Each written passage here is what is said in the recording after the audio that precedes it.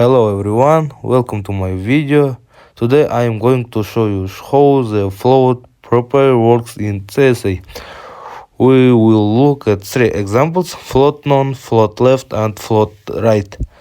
I will explain what each of them does and how they change the positional of an image inside a block to next. Okay, let's start from the beginning. I have already created my HTML and CSS files in Visual Studio Code. In this project I have three blocks and each of them contains an image and some text. The only difference between them is the float value used in their CSS. In the first example, the image has float none. That means it stays exactly where it appears in the HTML code.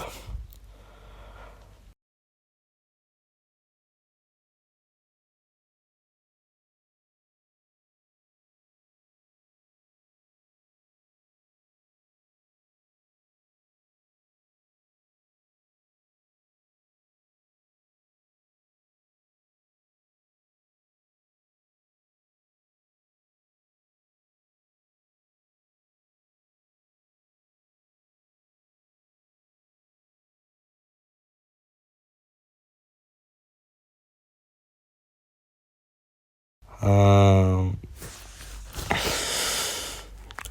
the text is displayed above and below the image. This is the normal behavior when you don't use float. It's simple and easy to understand. Now let's look at the second example, float left. When we apply float left, the image moves to the left side of the block. The text now flows around it on the right side. This makes the layout look more dynamic and compact. We can also add a small margin to create some space between the image and the text, so it looks cleaner and easier to read.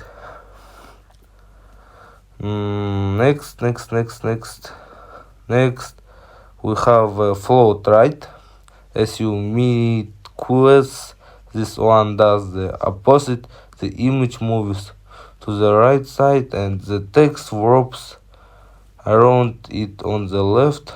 This is a very common when designing articles, blog posts, or news layouts, where you want an image aligned to one side and text beside it.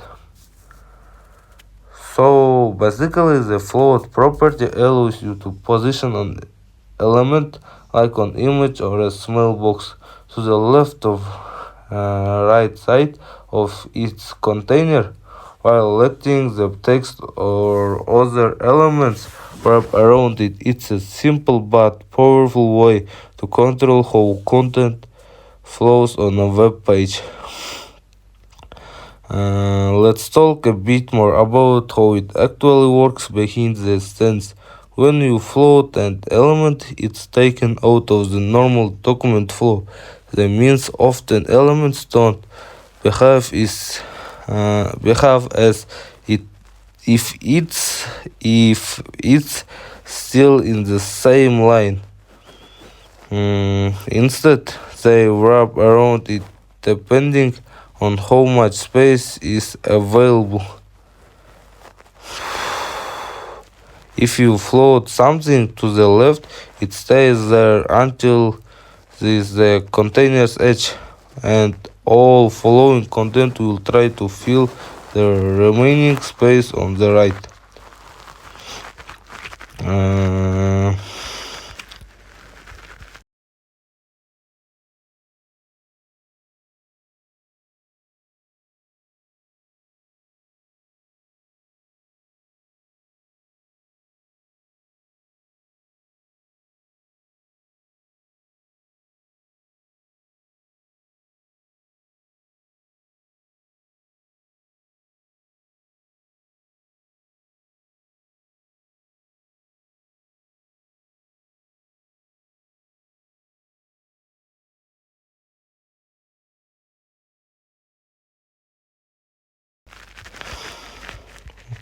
One important thing, floats are often used for text and images, but they can also be used for layout. For example, to make columns of CDBers. However, today we mostly use flexibles or geared for that because they are more modern and flexible.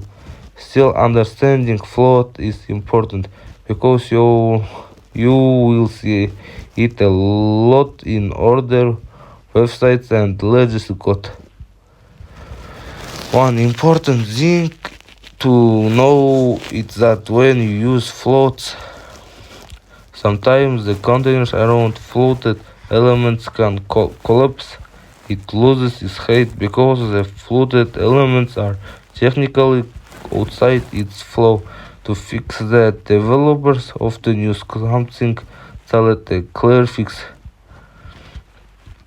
It's a simple CSS trick that clears the float and restores the container's height. This is useful when you want your load to stay consistent and hop overlap. Now let's look again at our three examples side by side. The first block, float none, looks like a normal paragraph with the image in the middle. The second block, float left, has the image on the left and the text nicely wrapped to the right. And the third block, float right, has the image on the right side with text on the left. You can clearly see how float changes the way text and images interact with each other. Another small detail and notice is spacing. When we add a small margin next to the floated image, it prevents the text from touching the image and improves readability.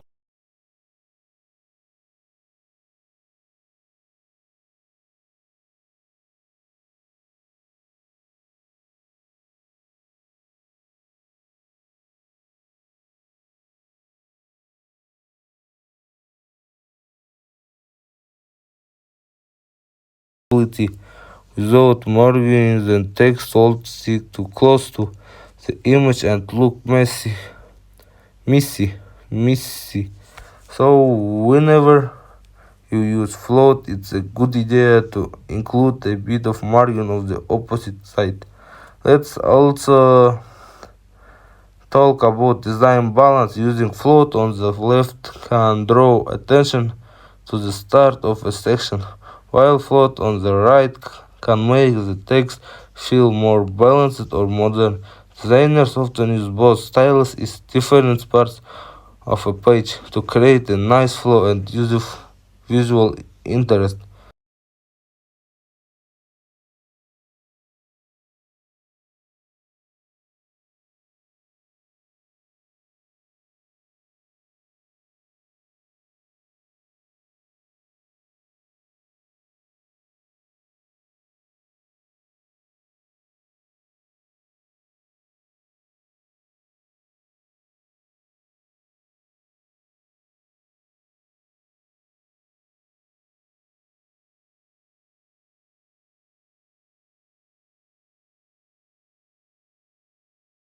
So to summarize everything, float none means the image stays where it's float lets makes the image move to the left and text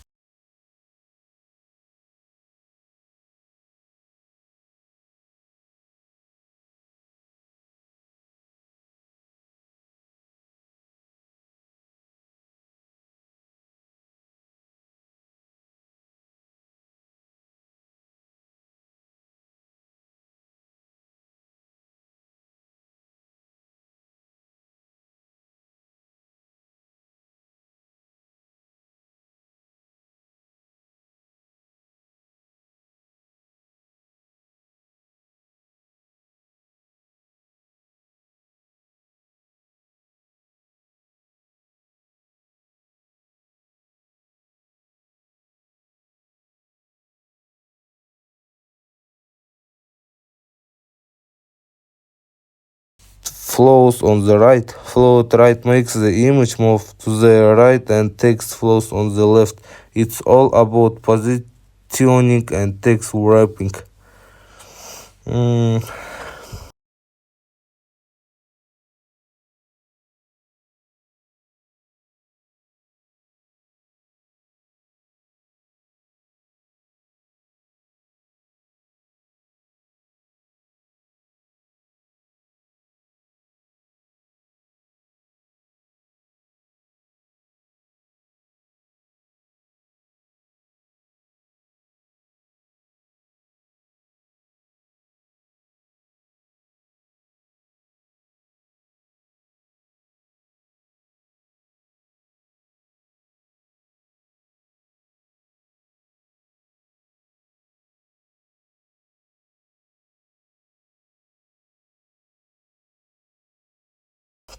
Next, and that's basically how the float property works in CSS.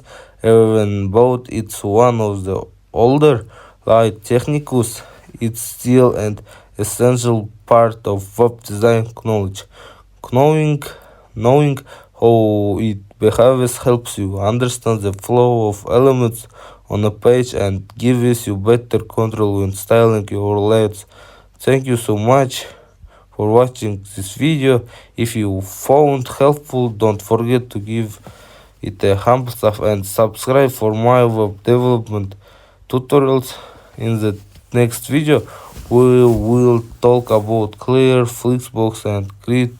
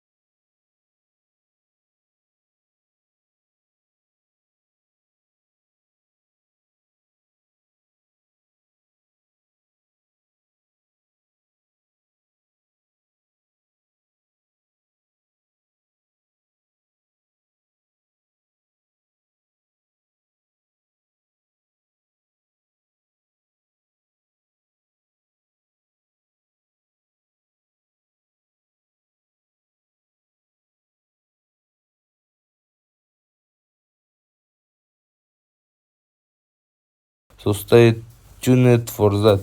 Once again, uh, thanks for watching and I will see you in the next video.